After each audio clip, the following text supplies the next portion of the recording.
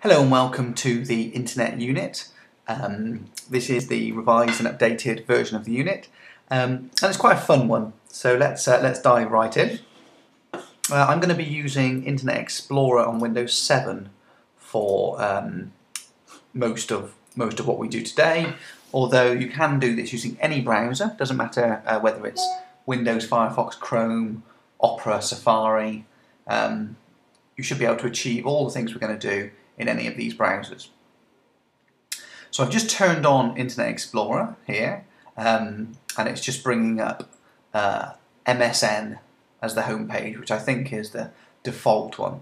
So the first thing, we'll just start with a couple of really quick, easy things. I just want to change my home page away from MSN.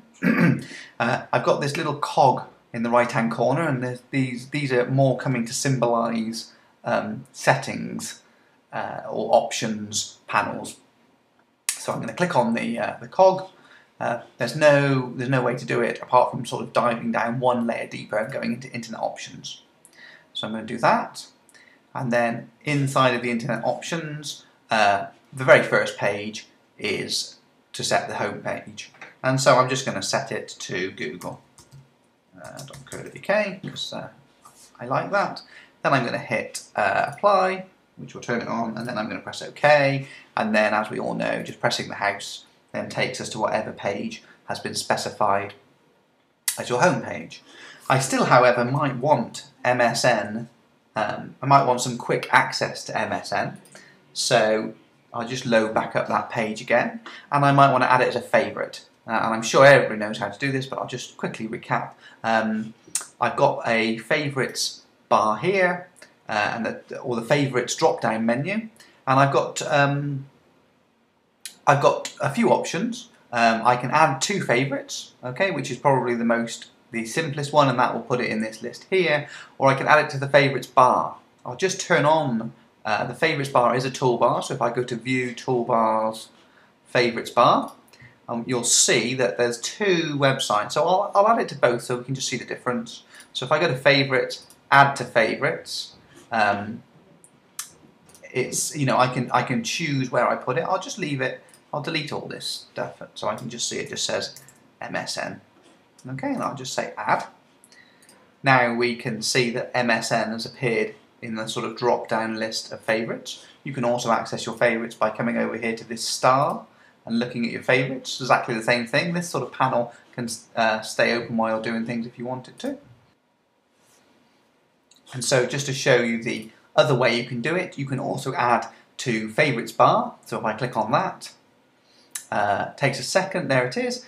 So these favourite bars, the favourite bar, is on display all the time. The way I personally do it is I have 6 or 7 websites that I visit often, and those all sit on the favourites bar just because it's very quick, very easy to access those sites. And then all of the other sites are sort of delve down inside of folders because you're not going to go there very often, and that's probably a nice simple way of organising it. I'm just going to turn off again, so turn off the favourites bar just so it doesn't get in our way.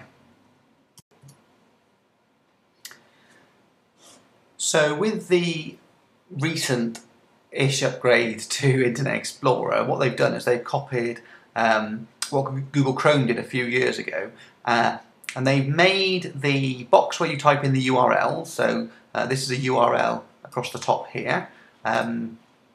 They have made this box also act as a search box. So in the past, maybe on the right-hand side, you would have a separate box for searching.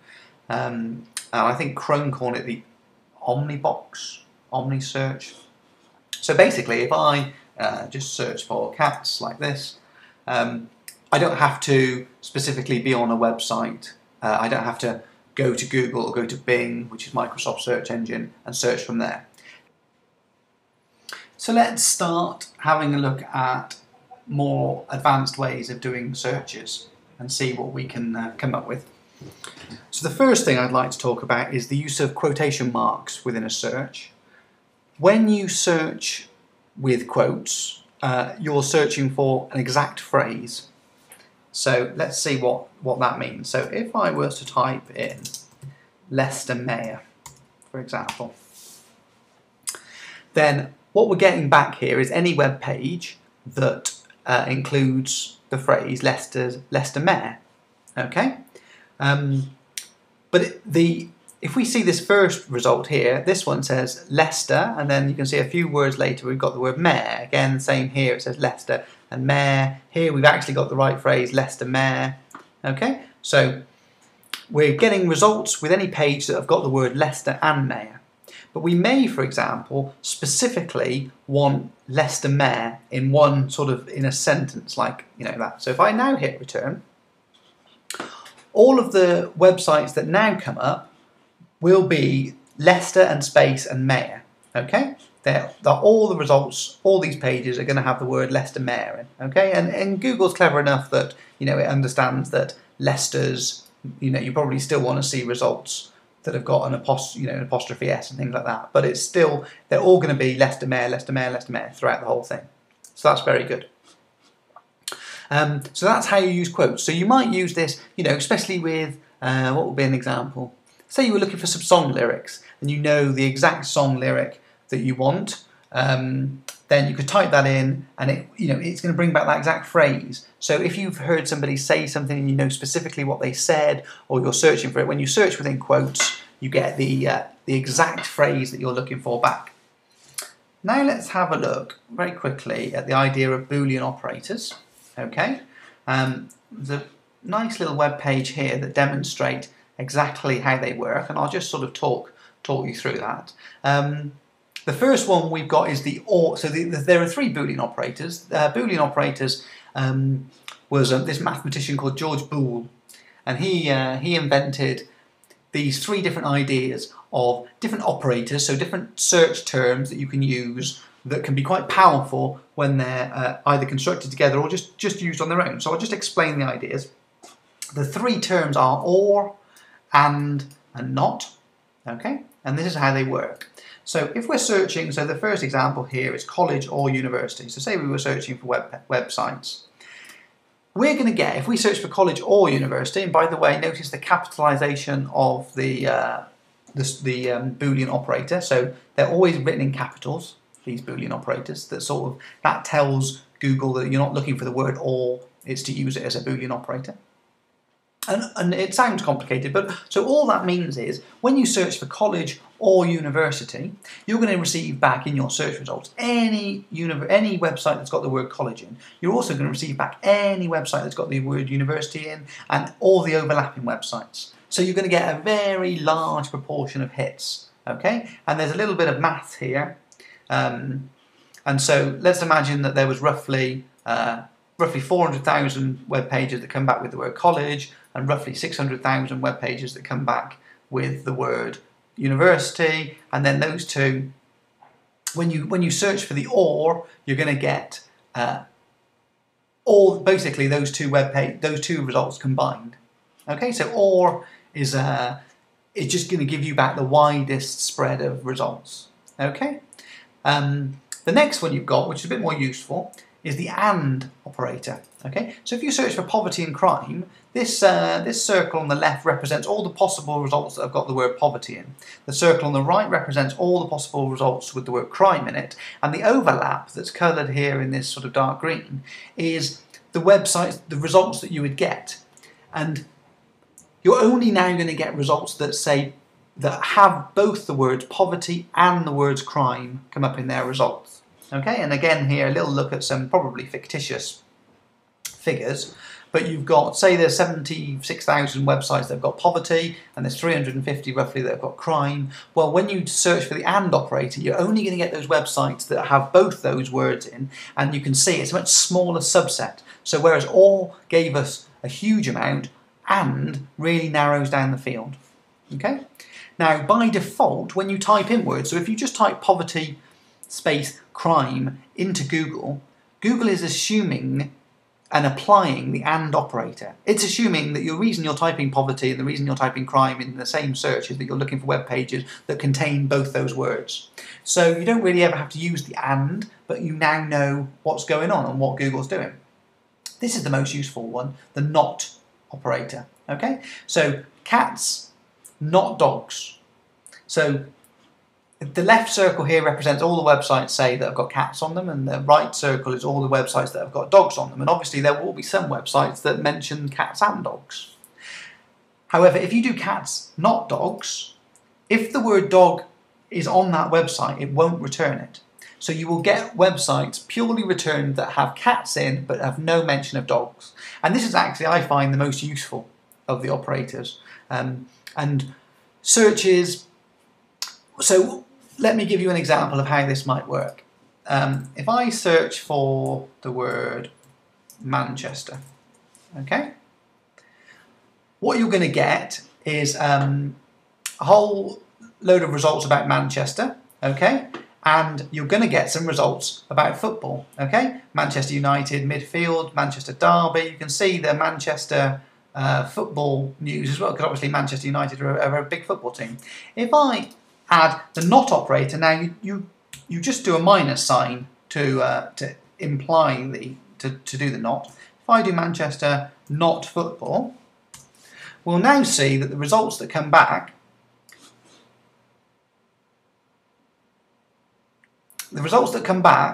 won't have the word football in them.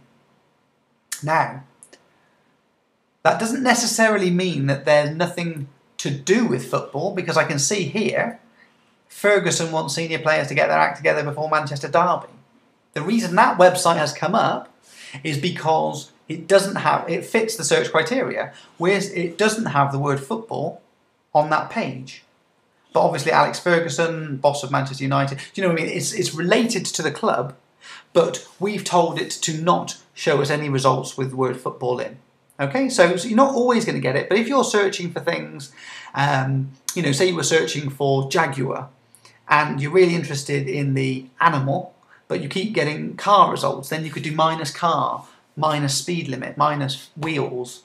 Do you know what I mean? You can use the minus operator to help start narrowing down your searches.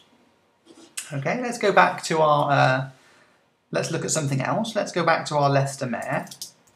No idea why I'm using Leicester Mare, but let's imagine that we've seen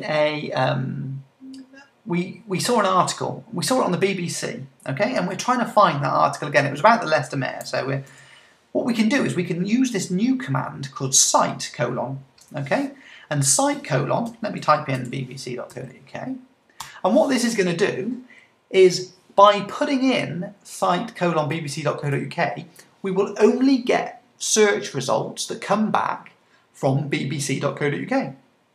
So again, these are all of the websites that have got the word Leicester Mare, not necessarily continuous, so here we've got Leicester and on the right we've got Mare, and sometimes we've got Leicester Mare next to one another, okay? If we wanted to narrow it down, for example, we could put the quotes in if we knew that it was the exact phrase was Leicester Mare. So now we're getting a whole bunch of results where it has to have Leicester's Mare in, as a phrase, that specific phrase. We can't have Leicester City Mare, only Leicester Mare. But again, these are all pages that are coming back from the BBC website. Again, look, we're getting hundreds of results. And then we remember that, well, it was only a week ago that we saw it. So we've got some search tools here. So we can click on search tools. And a very useful one, at the moment, the default is set to any time. That means just any time you've ever seen a web page it's been indexed by Google. At any time, since Google started indexing, this will show us the results. But you remember thinking it would be better if we could. You remember thinking it was only a week ago. So I click on any time. Instead of giving me any results for any time, I'm going to choose past week. And there, so we can now, and then you go, yes, okay, yeah, brilliant. So 4 days ago. So all these results that come back are 4 days ago, okay? And let's imagine that's the page we were looking for. Let's take the quotations out, and we should then see a whole bunch more results, because we're not looking for that specific phrase. But again, look, this one was made 4 days ago. This one was done 11 hours ago. This one was done 5 hours ago. So, if you're searching for, say, I don't know, you might be searching for something about Windows, something to do with Windows 8 maybe. And Windows 8's only been out, at the time of recording this, a month and a half, something like that. So if you know that it's something, you know, you would only want to limit that search maybe to the last 6 weeks, because before that it's going to be talking, all the results for Windows 8 are going to be talking about the launch of Windows 8 and something like that. And so you can just use the time, you know, the time the website was created. Very, very useful. So there's a whole bunch of small little searches that you can do there, and you can chain things together, and you can use, you know, I could say Leicester Mayor and not, in fact, let me just come back up. So there I can see saffron, so I'm going to choose minus saffron. I think I spelled that right. And there, now we're not getting, so you can chain these commands together. So Leicester Mayor minus saffron, so now we won't get any websites that have the word saffron in them. Okay, so you can really get quite clever with your searches, and what are you actually doing? Because it's extra effort, but you're narrowing down the search choices. The results you're getting are going to be far more specific, hopefully far more what you're looking for. Cool, so the last couple of things I want to show you is then, so let's just click through one of these links, and this is doesn't really matter at all what the link is. I just want to load up the page just to demonstrate the next tool that we're going to use. And as ever, whenever you want to show something, it takes a long time. So what I now want to do is just to show you the idea of finding something on a page. Okay, so we know that this page has got the Leicester Mayor stuff on it, and I'm just going to scroll through, and this is all about Richard III. Richard III's body was buried, I think, in Leicester. So I want to find out where the word king comes up on this page. So I'm going to do Control F to bring up the find task. I can also just go to edit and choose find, and let's just type in the word king. And let's just see what happens.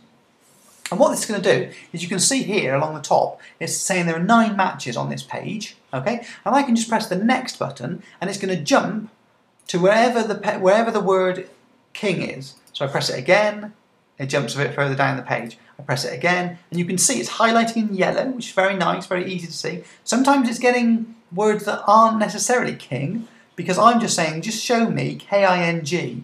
So obviously making is also the same thing. If I was to do space king, if I was to just put a space in front of that search, then I'm not going to get the word making, okay?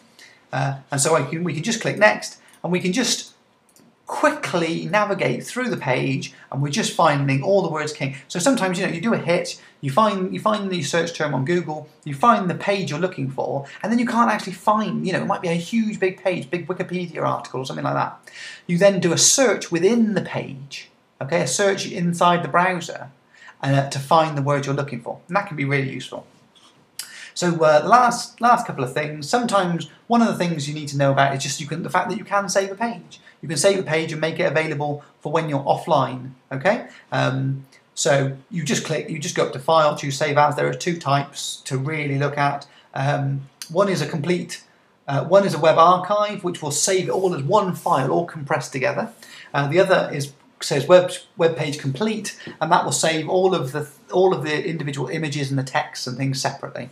So that can be quite a good one to use. So you just click whichever one you want, hit save, and that's going to download all the content, all those images, and save it locally onto the computer. Finally, the last thing that you need to be able to know how to do is save an image. Let's just bring up a page with an image on. So we've got something here about the Mars rover.